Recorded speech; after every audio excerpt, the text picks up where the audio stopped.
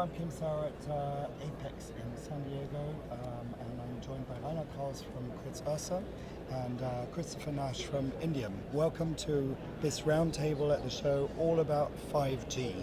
And it's getting really exciting, and over the last year or so when I go to shows around the world, we're seeing this switch over in terms of what people are marketing from Industry 4.0 now into 5G. We hear it in our personal lives as well, so it's affecting us all across the world, and we're at probably the start of the rollout at the moment. And what I really want to find out in this discussion is, from an industry point of view, where are we with 5G? How do we support 5G? And where you see the development going and aiding us becoming a better and more efficient industry. So really, to start off with, the key thing I want to hear from you first of all is your impression of what 5G will mean in sort of very broad terms for the industry. And if I can start with you right now. Yeah, I want to start maybe 3 years back. So then when the first time when it starts the discussion with 5G, we discuss only, we need more videos, everything has to be faster on the private side. So exchanging of information between me and my family or whatever. This was the first discussion, and the second discussion, when I looked at this from the European standpoint, was, okay, we have self-driving cars, and there we need 5G, otherwise it will not work.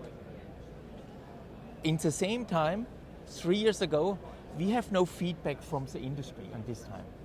We as Ersa, as a supplier of all different kind of soldering machines, reflow oven and so on, and then the first companies comes and say, we have larger boards. Not 20 by 20 inch now, 24 by 28 inch for wave soldering, something like this. And we ask, hey, what is happening? What you are doing? First of all, you are happy that somebody comes to you, what have a challenge. And then this is 5G, this goes in communication, servers, we need a higher speed on the server, we need no connection between different boards, we need a big board, but everything is on. So this was a beginning what we get influence from the market, and really we have to ask. So nobody was coming and say, hey, we are now the 5G guys, and we can start, and so it was under the radar. He was coming. I said, we are the first one, we need something like this, and then we make our own picture. This was the beginning, 3 years, and then 2 years ago, the first real orders was coming for 5G. This is how I feel and I learned from 5G. I completely agree. I think the 5G really did start out as personal interactions, right? And then the automotive guys said, holy cow, we got a lot of data that we need to share between cars. Whether it's the person that's crossing the street or the dog running out in the road or the ball that's getting kicked in the road, that's all got to interact with the car, and the information has to move very, very quickly. So I think it's important that we understand that 5G is more about automotive than it is about infrastructure in some cases. And not only you're affecting your personal life. So some of the challenges that we're seeing is no one really knew what 5G meant to them when they were building these systems. They're all trying to figure it out, and they're all kind of going different ways with it. And I think people are still kind of in that unknown gray area with 5G and starting to figure it out more and more, but maybe piecing it together a little bit better. But it's going to be shorter spans that the signals are going to be able to go, and they're going to carry more data. So it'll enable a lot of videos and a lot of information going between cars and cars. But the computing power is going to need to be that much faster, that much bigger within the car itself. So there's going to be more electronics going into automotive as well. And there's new challenges that are being brought up with circuit board manufacturing that I'm sure you guys are seeing as well as us. Voiding is really a key area because a lot of the 5G builds nowadays are using more QFNs. So voiding is becoming more and more of a concern. Indium Corporation, we believe that material science changes the world. And we're developing new materials as well as implementing some of our current materials on these 5G builds to eliminate or to mitigate the voiding concerns under the QFN components. Mm-hmm. So I think that's one area that we're really focused on at Indium Corporation to help push 5G into kind of the next stage and bring it to real life, reality, and make it happen. Yeah, because it's not just an upgrade from 3G to 4G. This is a completely different ball game. Correct. So which will require different materials, manufacturing processes, solutions out there in the market. So you've touched on quite a few of those from a materials point of view, but also from a process point of view. Do we have the right equipment, the right machines, the right factories, the right setup to be able to cope with the volume of new technology that needs to roll out to enable it? I think it's two sides on the metal, and on this time both sides of the metals are shiny. First of all, the public people understand we need 5G. Then when cars want to drive a little bit by itself and we have more information, so everybody's prepared, we are waiting. So it's not by some other industry like 4.0, what we have to do, we need it, but we have no idea. So here it's a clear picture that it helps us in our daily life, private and in the industry, number one. And the other shiny side of the metal, but it's very seldom that you have two sides, it's from the machinery standpoint, from the engineering, from the production floor. This is challenge on the size, it's challenge on reflow ovens, on selective machines, antennas, big antennas, what you have done in the past. Semi-automatic, it's now full automatic, so we have now machines up to 3 meter length in selective. We have 1.2 meter in reflow ovens with vacuum for the voidless process, and also for waved, and not all components are in the moment available for SMD, so a lot of through-hole components on these boards, and so we have wave soldering machines with 850 millimeters. And the third point, so the metal on the side, for Industry 4.0, for fast information flow, we need this. We need this also in the company. It's not only for the video, it's not only for the cars, for the production floor. It really helps to exchange on time the information between machine to machine, but mostly this is infrastructure inside, but from factory to factory. Yeah. So how this product runs in the moment, and the same product, it's built on another factory in another country, and he really can balance his production. And this is very important. This is a challenge, but it's coming. And now 4.0 makes much more sense for these companies. Now it gets a face. It's not something what we needed or something. Now we see really how it works forwards. The benefits. Yeah, I would agree with everything you said there. I think boards are getting thicker. Boards are becoming more of a challenge with thermal mass, with voiding your vacuum reflow ovens are coming into play as well, because materials really can't take it to zero levels, right? We might be able to get close to zero, but zero is kind of it's a tough thing to do with a flux vehicle, a chemical formula. So we have to think about the other challenges with vacuum reflow as well from a material side, and really think, okay, well maybe voiding's not the concern anymore, but solder balling or solder spatter might be an issue. So we have to develop products that are going to meet those needs.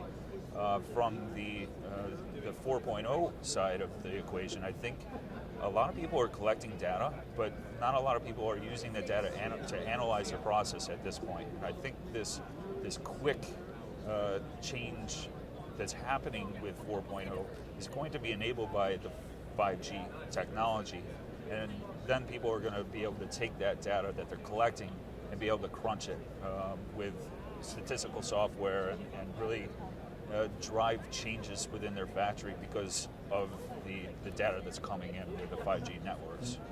It's a lot of applications, and we touched upon that. Automotive is sort of one key one that will be enabled to come up with autonomous driving cars, etc., etc. Are there other key industries that will also benefit from the 5G rollout? The home by itself, yeah. The smart home. A lot of in the medicine technology, yeah. So that the doctor have not to be on site anymore, yeah. You can make much more over screen, yeah, with assistance. So it's a wide range, and it will change our life in a different way. That it's like, for me, a little bit like when you have a normal phone, yeah, with a cable to a mobile phone. Yeah. Today we have a smartphone. Okay, this goes up, but this other one, it's the next step, and it's really like that your fridge tells you what you have to buy, yeah? And what you need, and the fridge tells you that when you are in the supermarket, you have to buy this. All this connection, it will come. Maybe I'm too old for this, so I can remember what I have to buy, but the young people, the next generation, then it's a standard. Is it standard like for our grandmas, that he can switch on the light? And it goes in this direction. Or the refrigerator orders it for you without you even thinking about it. Yeah, exactly. I think it's going to be a crazy world, and I think the more data that's being shared, the younger generation especially is becoming more and more consumed with their electronic devices, right? Electronics are going everywhere, and all of the electronics in the world are eventually going to start talking to each other more often and more readily. So I think the younger generation is going to see that, and new applications and new ideas are going to come out of that because everything is going to start talking to each other. So it's, there's probably a point where I don't feel comfortable with some of the technology that's coming out, which is a whole different topic, but we have to embrace change as well. And we have to understand, okay, well, change is good in a lot of cases, and it can help us advance our technology and our lives and for the better, I guess. Yeah. And close your statement when we come back to the production floor. Before 5.40 and whatever it's behind, this was also something what you cannot touch. Now these factories, these manufacturers, these production lines, he start from the beginning and say, okay, I want to know how old is my solder paste, is this the right one, is this a solder paste, what goes to this product. So it's much more information and control in the positive way. So this customer, there you have no discussion, we need more digitalization in the production line. Yeah. We have to know immediately which product it's running, under which temperature, under which whatever. So this is, by 5G, the people are open from his mind. It's not something, yes, we need it, but I don't know when we do it. This is from the beginning, of course, the machine, what you build for this, need all these options in, then we need this from the beginning. So it's a completely different move now in the whole technology. Yeah, towards continuous improvement. Yeah. Now, from a materials and production point of view, obviously the rollout will require or will drive a lot more demand on the manufacturers of electronics, on the suppliers of components, of materials, etc., etc. Unprecedented amount probably of pressure on everybody's supply chain to be able to keep up with that demand at the speed that is required on global markets, because we're only at the beginning. So not every country has even started with the rollout. How are we set up as an industry to be able to prepare? Are we already prepared? But how are we preparing for keeping up with those demand pressures globally? Given that there's political unrest, there's uncertainty, we've all got the Brexits and the tariffs and all of those type of issues that we have to face. Yeah. So how are we dealing with that? I think we're looking at things on a more global level now, and I think we're putting plans in place for when some of these catastrophic events that happen. We're more prepared now than we ever were. And I think that the tsunami in Japan really started that whole conversation, right? And people are now a little more prepared. I think the actual manufacturing of the electronics for 5G is going to be kind of step and repeat from where we were with 4G. I think there's going to be more of it because you're going to have smaller cell base stations and you're going to have more of them within a building or on every telephone pole instead of just one big cell tower. So there's going to be more components that are going to be needed. There's going to be more circuit boards. There's going to be more materials that are going to be needed to build those. But I think we're, from an industry standpoint, I think we're very well poised for that growth. Especially with equipment as well. I think it's more lines, it's more buildings, but I think we're ready for it. Yeah, we are ready, and we are in a lucky position. So we start, and it's a lot of government payment behind. It's government decision. So like Germany, he's still struggling with this company we start this now. So this gives us time. Smaller countries, other countries are faster, like in Korea, 5G, it's everywhere. So he gives us a time for ramp up on the component side, also on the machinery side, also to make the next generation. The good thing is when you are from the beginning in the discussion, you learn from your customer from the beginning what you have to do and how you make the full automation line with the single machines in, with a material, with everything. So we are able to make a run up. We have done this 20 years, 30 years ago with the EBS when the elk test, the car was falling on side. 1 year later, all these cars have this technology in. Right. So we are able to handle this, especially when we have a soft startup and we are in the ramp-up phase. Exactly. I think it's going to start off in cities, right? It's not going to be everywhere all at one time. So you're going to see it in cities first. You're going to see it in sports stadiums. You're going to see it in buildings with DOS systems and it's really going to take a while for it to spread into the more rural areas. Similarly with different countries, right? So Korea's moving fast, like you said. The U.S. is kind of moving fast. China's moving fast, but India is going to take some time, right? Europe's going to take a little bit more time. South America's going to take more time. So these things evolve over time. It's a nice steady ramp. And I think the electronic industry is well prepared for the growth that we're going to see with 5G. Excellent. And So- this is a clear statement, so we are prepared. Yes.